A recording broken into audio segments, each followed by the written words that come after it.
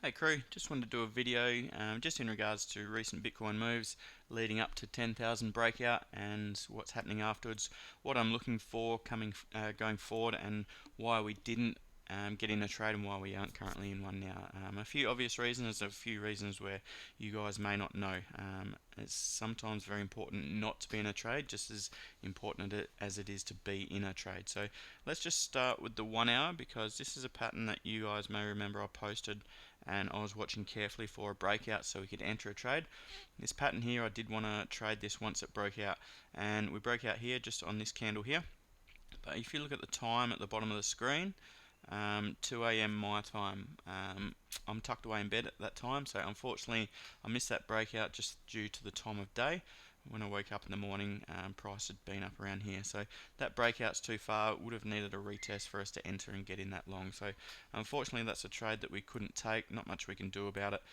That's what happened. There was no clear pullback or price pattern or anything there that we could have traded up to 10,000, and getting up around this region, it's too close going long straight into resistance, and 10,000 is a level where there would have been a lot of sell orders, also a lot of buy orders. And what happened here, this huge big candle, all the sell orders, they all got stopped out, they got liquidated, they got flipped over, hence the big pump straight through. So that there wasn't an entry.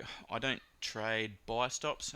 As you know, we've got Jack, he's a scalper. He does do buy stops quite often and does them well, but I generally wait for the breakout or a break and retest. So I need to see the candle close. Up here we close well above 10,200, 10,300, that candle closed. So I didn't want to trade that after that breakout as well, because also it was Saturday morning. I believe it was Saturday morning, and the CME futures had closed. So shortly I'll go to the CME futures and show you what I'm going to look for our next trade. At the moment it's just weekend, we're just consolidating a little bit.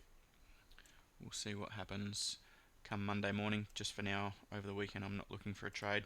I actually want to see price come back around to the 10,000 level, and I'll show you why I'm waiting for that. But I just want to show you what happened previously at 10,000, the last bull run, the last parabolic move, and what actually happened. So we'll just scan all the way back here.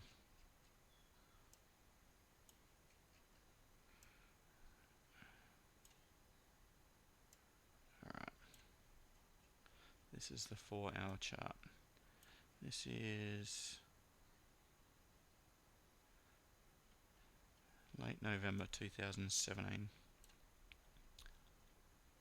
Quite similar, like look at this.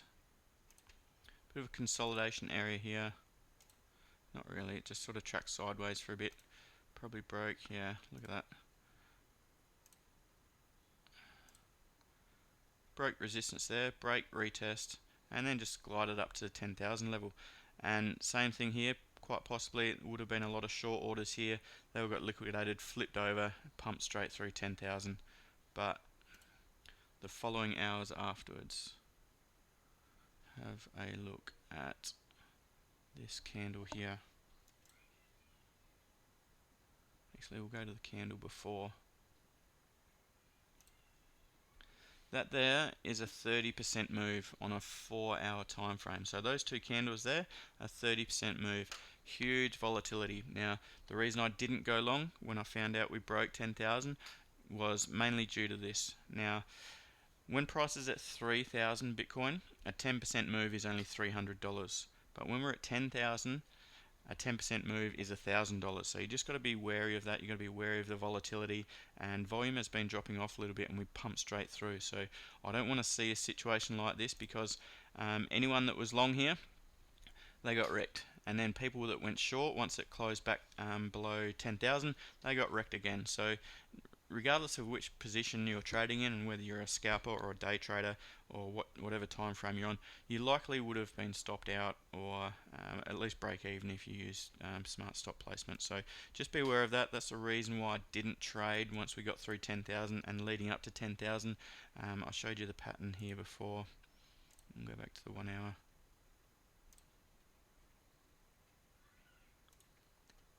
Oops, what's happening here? Yeah, so that's the pattern I was looking to, and trading there on that breakout, that would have given us a pretty good risk reward up until 10,000. 5% move, so we could have bulletproofed our stop by then, could have been risk free and just given it a chance to break through. If it had rejected and gone back to our entry point, we would have ended up with nothing, so be it. But what are we looking for now? I think that now that we've broken 10,000, we're not ready to stop yet, so I do want to go long, but I want to get in at a good price value. So this fib here, this is the all-time high down to our current lows, end of the bear market. We've broken a 3.8 fib. We've got the 0.5 fib now and also 11,600 resistance level. So price now I would expect to act as a magnet and draw it to the 0.5 fib. If we break that, we're looking at 13,700 area, and to be quite honest, I believe that's an area that is quite achievable. So I'm hoping for a pullback early to midweek this week to get in along around the 10,000 mark, and we'll play a long swing, give it a chance to break 11,600 and ride it. So we're gonna go for it, but we want to get in at a good entry. I don't want to enter at the top of a big massive green dildo. We've just got to wait. We've got to be patient. And if it doesn't pull back and goes without us, well, so be it. I'm not going to FOMO into a trade. I want a nice entry to get in. So risk reward. Let's have a look. If we can get in around the 10,000 mark, just above. It's a 13% move up to the next fib. So we'd likely get 10x leverage. That's 130%. And 13,500 or 0.68 fib. That's a 30% move still, so that's 340% trade. So we want to pull back and up we go. Break and retest of 10,000. Very, very solid entry if we can get there. But I'll show you why I want to see 10,000 entry. I'm not going to FOMO. I'm not going to enter here. I'm not going to stagger entries. I want a clean pullback, and I think we're going to get a wick because let's just go to CME futures. We broke 10,000, and that's when the market's closed on the Friday, Saturday. So current price is around 10,700, which is right here. So we're going to see a big gap on Monday morning.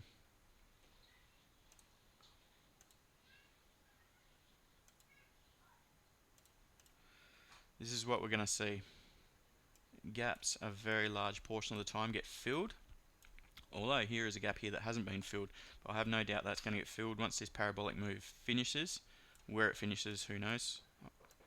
I'm not a magician, but I suspect our pullback and our correction of this parabolic move will easily close this gap at 8,400.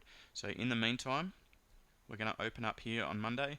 I want to see this gap closed on Monday or Tuesday, so we can enter along around this area. And that will be a break and retest of 10,000, gap closed, and then we can look to take the next level up. So there we go, guys. That's kind of my thought process and what I'm looking at, why we weren't in a trade leading into 10,000. It's crazy driving and trying to enter a trade straight into 10,000 unless you've got good risk reward and or you can bulletproof your stop. And also I showed you those wicks on the 4 hour back in 2017, and that's one of the major reasons why I didn't enter as soon as we broke, because it was a little bit unforeseen what was going to happen. We could have had just a false break and smash straight back down. So that's it. That's the thought process. I'm definitely looking for longs on Ethereum and Bitcoin early next week, because I think that we're going to see 11,500 and hopefully beyond.